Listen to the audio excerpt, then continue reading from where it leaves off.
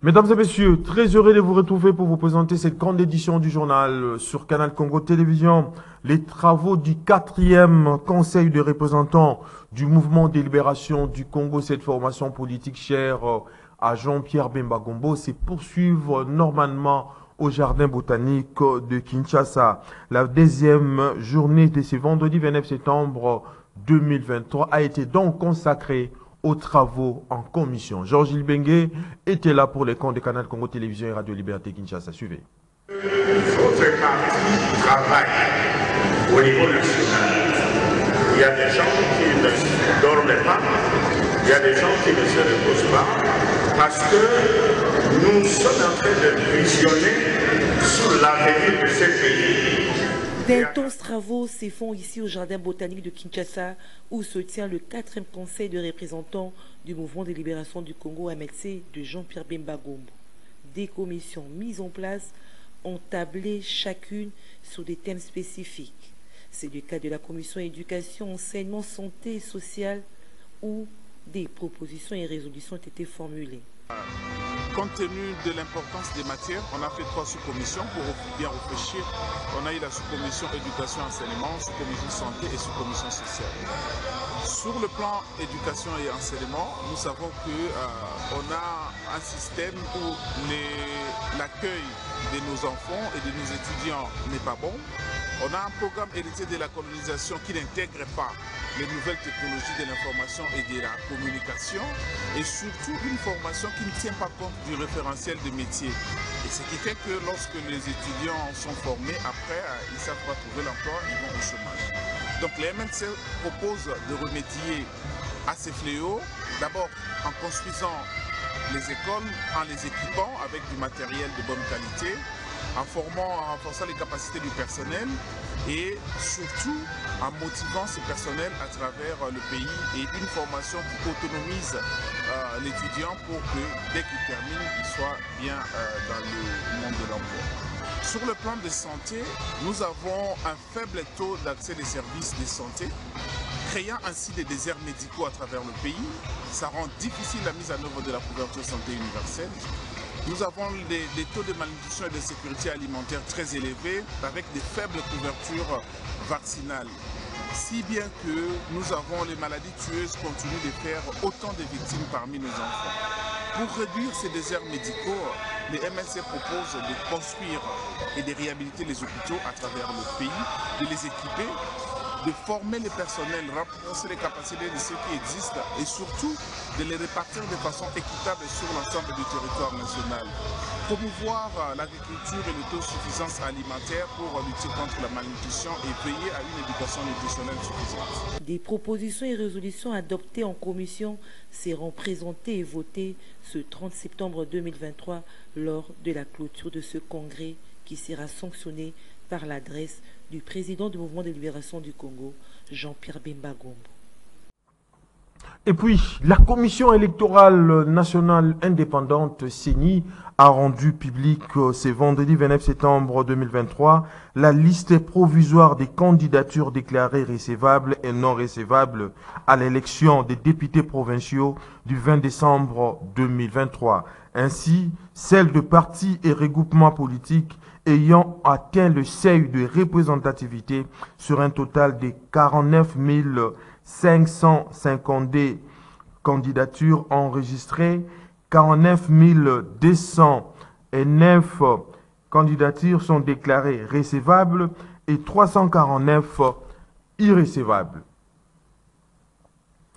Tout à fait autre chose à présent, les travaux d'évaluation de la 3e phase des opérations conjointes FARDC-UPDF dans la région de Béni se sont clôturés ce vendredi 29 septembre 2023 à Fort Pentral en Ouganda. À en croire le porte-parole des opérations Sokola 1, plusieurs stratégies ont été mises en place, entre autres la continuité des opérations, des traques sans relâche des terroristes ADF Nalou. Suivez donc Anthony plutôt Moualouchaï Mbombo au micro de notre correspondant sur place, Joël Kamambo.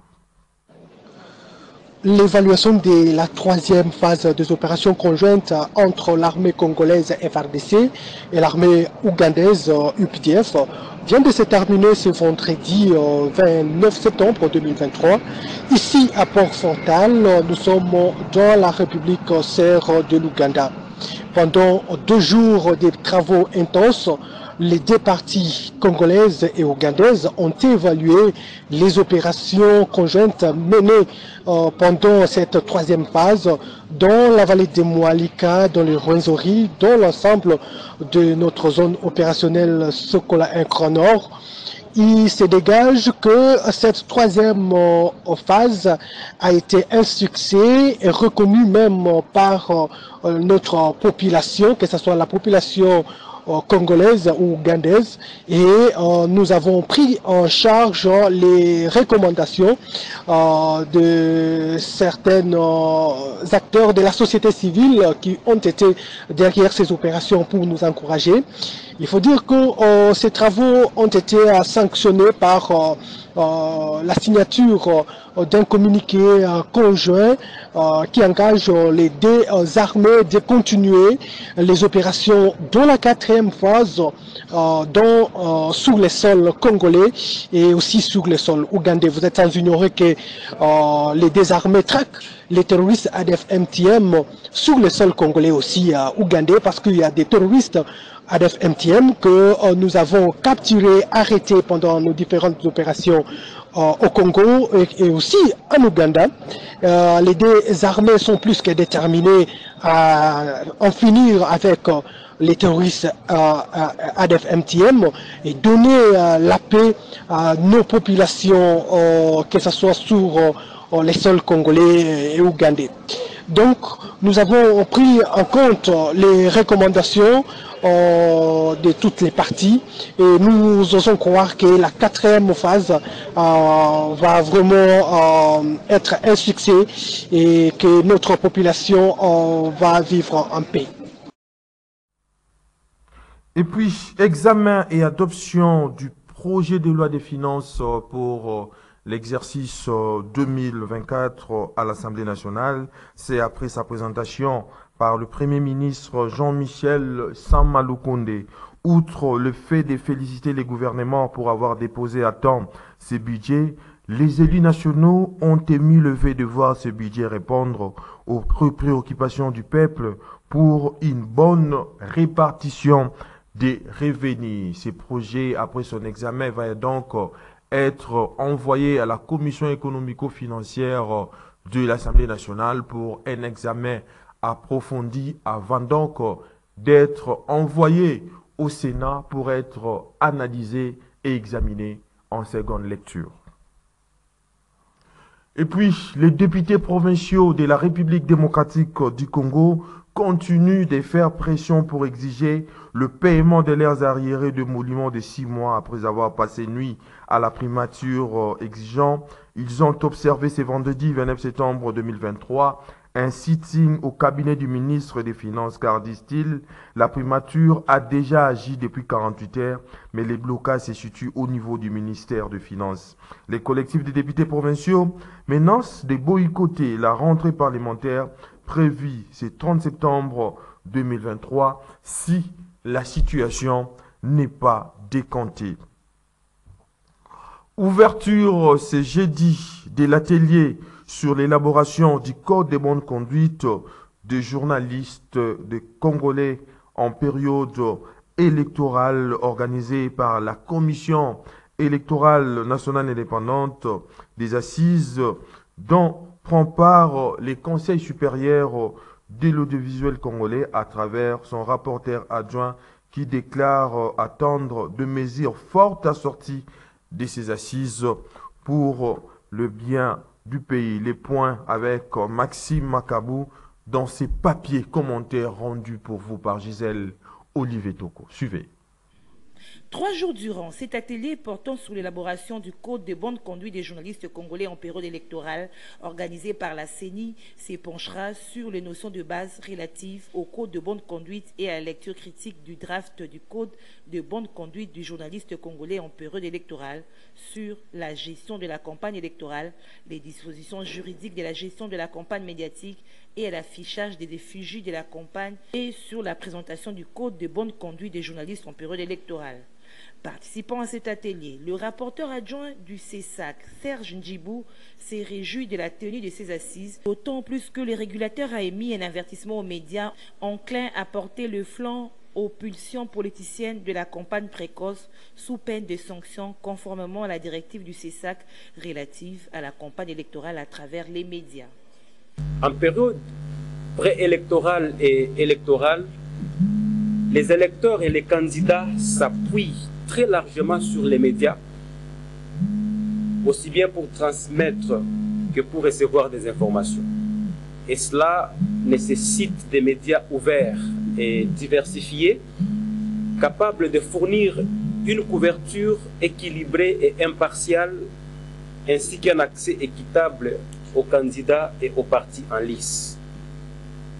C'est pour réglementer toutes ces choses, mais aussi pour vous permettre, vous, professionnels des médias, de contribuer par votre travail au parachèvement d'un processus électoral apaisé, sans casse, que nous sommes là pour déterminer ensemble, avec vous, les normes à observer, caractéristiques d'une société civilisée.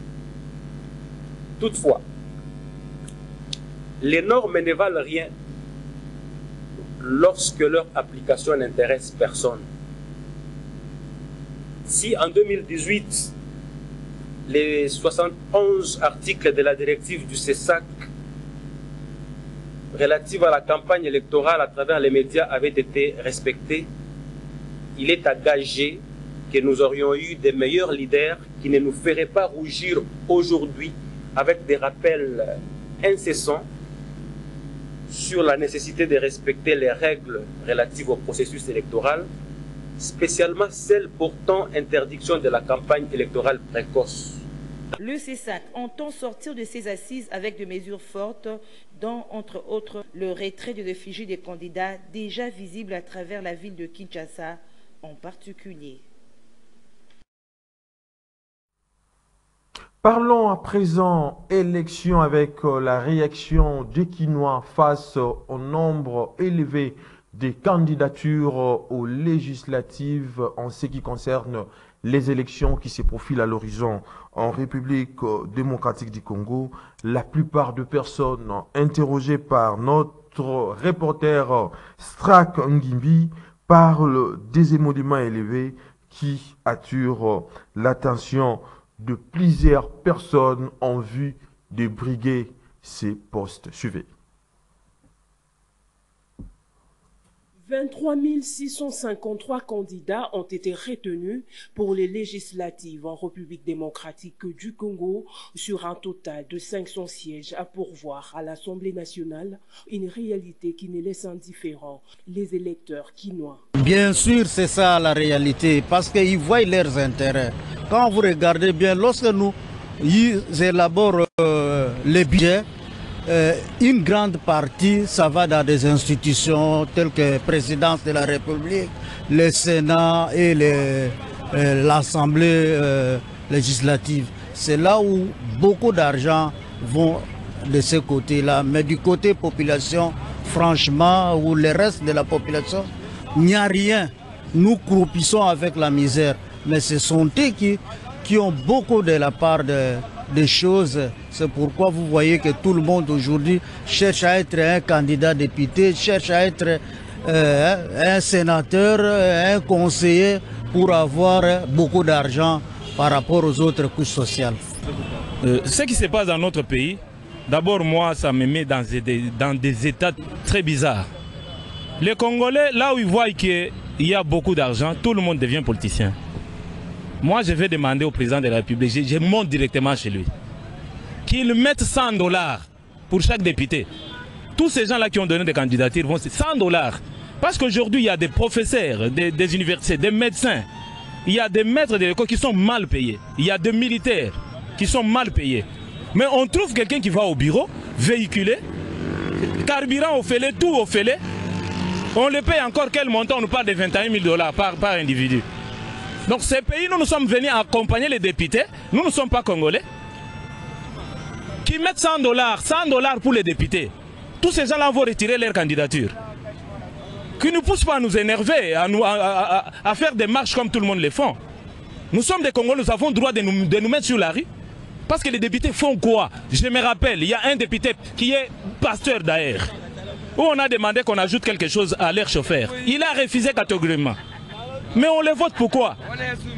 D'emblée à votre question, pour dire que nous sommes dans un pays démocratique, chacun est libre de s'exprimer.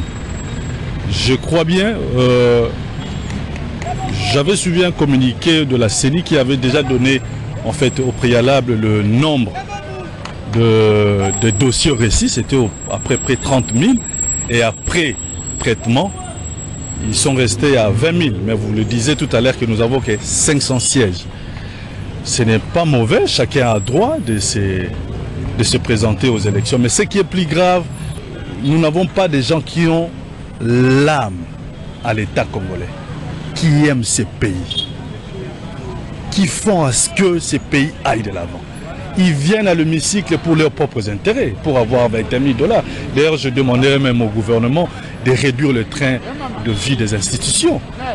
Décourager tous ceux qui veulent faire la politique pour leurs intérêts. Donner la chance à ceux-là qui font le métier. Augmenter leur salaire, par exemple, pour nos fonctionnaires, pour le militaire. Décourager ceux qui veulent à tout prix faire la politique pour ces... Dans un autre chapitre, l'ONG Congo plutôt autrement que dirige Matiponga Liveya s'en va en guerre contre l'insalubrité dans la ville-province de Kinshasa. C'est dans ce sens qu'elle a lancé les travaux d'assainissement de la commune de la Gombe et les avenues Tchad et du port étaient le point de départ. Georges Libeng.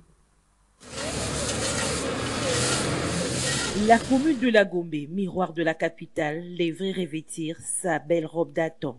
Voilà qui justifie ces travaux d'assainissement, de cantonnage que ça donne la présidente de l'ONG Congo Autrement, Matiponga Liveya. Travaux qui rentrent dans le cadre de l'appui à la vision du chef de l'État Félix-Antoine Tshisekedi. Cette structure d'appui au mouvement de libération du Congo a associé les jeunes dans l'assainissement de ce coin de la capitale. Pour cette première étape, les avenues Tchad et du port ont été assainies. Ceci dans la ligne droite des objectifs de l'ONG Congo Autrement, qu'est la lutte contre l'insécurité et le chômage dans le milieu des jeunes, comme l'explique Matiponga Liveya, présidente de l'ONG Congo Autrement. Assainir la ville de la Gombe. Nous sommes là ensemble avec le membre de l'ONG Congo Autrement, en partenariat avec le mouvement de libération du Congo, pour essayer de faire la salubrité, d'assainir la commune de Gombe, afin d'enlever les saletés et de conscientiser la jeunesse congolaise, envie de leur donner l'envie de vivre dans la propreté. Nous savons tous que la commune de Gombe, c'est une commune phare. La commune de la Gombe, c'est la capitale de la ville de Kinshasa. C'est le chef-lieu de la ville de Kinshasa. Nous voudrions garder le cap de l'excellence pour cette commune, qui est une commune miroir.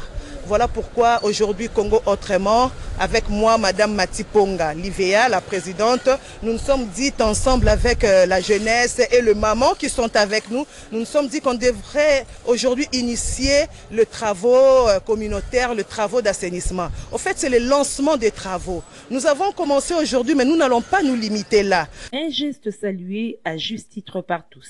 La noblesse réside dans les actes pareils lorsqu'on sert la population avec toute humilité. C'est de cette façon-là que les choses doivent se passer. J'encourage aussi aux autres d'emboîter les pas de Madame Mati qui est ici. Regardez aujourd'hui, avec tout ce qu'elle fait, c'est élégant. Elle va embellir un peu Gombe, il y aura plus de petites poubelles et ainsi de suite. En tout cas, je l'encourage. Merci beaucoup, madame. L'ONG Congo Autrement ne s'arrête pas là. Elle va poursuivre avec ses travaux d'assainissement dans toutes les communes et la ville de Kinshasa. Et le président du Grand Équateur en marche, DJ Kabela Litenge, a procédé ce mardi 27 septembre 2023 au lancement de la formation sur la transformation primaire des produits agricoles à l'intention de fidèles de la paroisse Saint-Étienne de Kisenso ainsi que ceux de la paroisse Saint-Laurent, voulais-je dire. Nous sommes là dans la commune d'Ingaba. Gisèle Olivier Toko et Lola Kinyamba étaient donc là pour les comptes des canaux Congo Télévision et Radio Liberté Kinshasa. Suivez. C'est dans le cadre de la poursuite de son programme École après école classique que le président du Grand Équateur en marche, Didier Kabela Litenge, a ouvert cette formation sur la transformation de produits agricoles.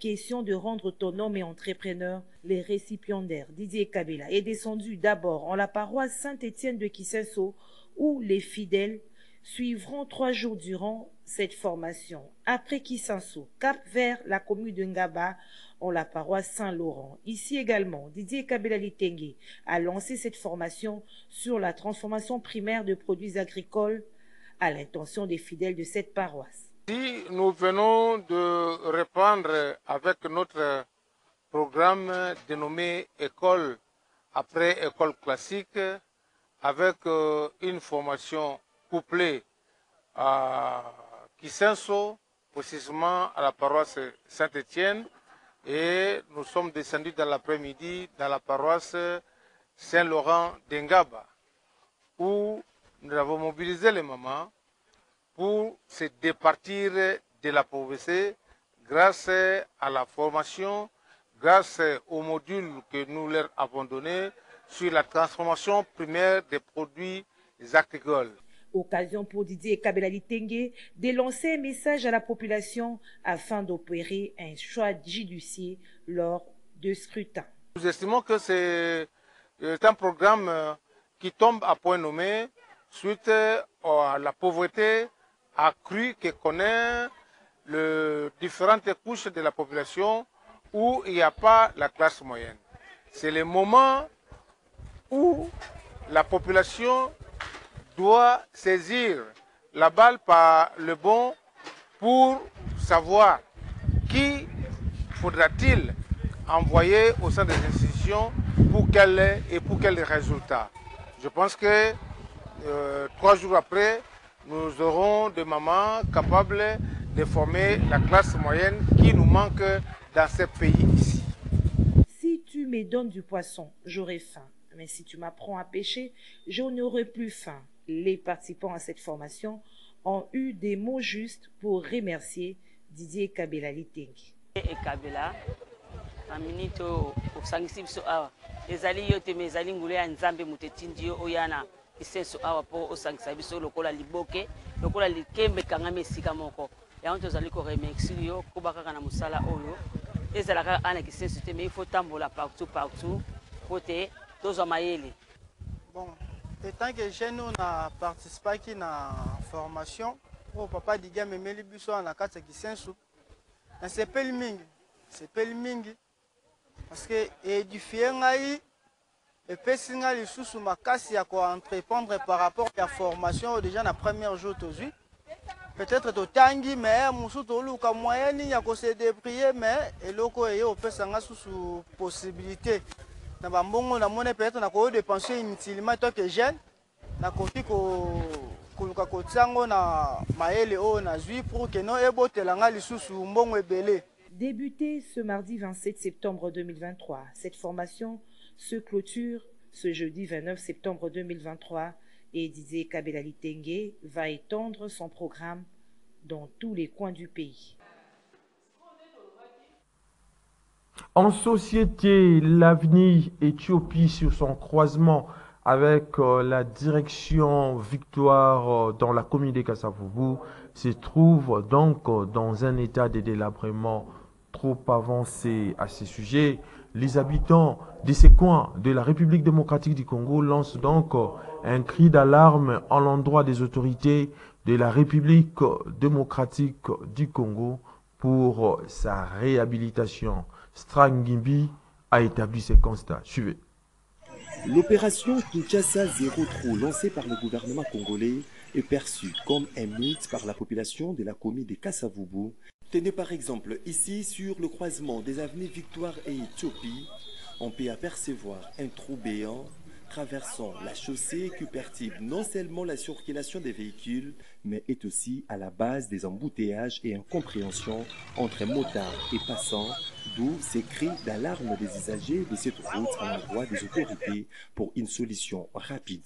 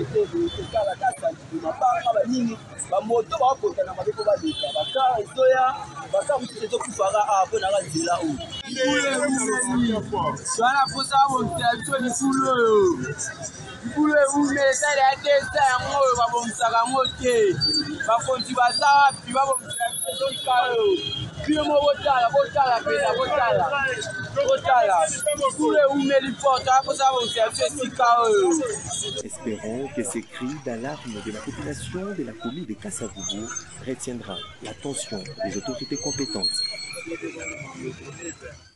Et puis pour terminer, la journée mondiale du Caire célébrée ce vendredi 29 septembre 2023 avec comme thème retenu « Utiliser son cœur, connaître son cœur », un message qui invite donc à utiliser son cœur en faisant de l'exercice physique et à s'informer pour connaître son fonctionnement ainsi que les risques susceptibles de le menacer. Autre détail dans cet élément de reportage signé Bijoutiela. Le cœur est un organe creux et musculaire qui assure la circulation du sang en pompant le sang par des contractions rythmiques vers les faisceaux sanguins et les cavités du corps. Dans 90% de morts subites de l'adulte, le cœur est en fibrillation ventriculaire. Utiliser son cœur, connaître son cœur, tel est le thème 2023 de la Journée internationale du cœur. Un message qui invite à utiliser son cœur en faisant de l'exercice physique et à s'informer pour connaître son fonctionnement ainsi que les risques susceptibles de les menacer. Une occasion de faire œuvre de sensibilisation auprès du grand public pour qu'ils connaissent mieux les diverses maladies du cœur, leur impact sur la société. En croire l'Organisation mondiale de la santé, les maladies cardiaques constituent toujours la principale cause de décès dans le monde. Et la situation s'est aggravée au cours des dernières années. Le nombre de décès dus aux maladies cardiaques a augmenté de plus de 10 millions depuis 2000, atteignant près de 9 millions de décès en 2019.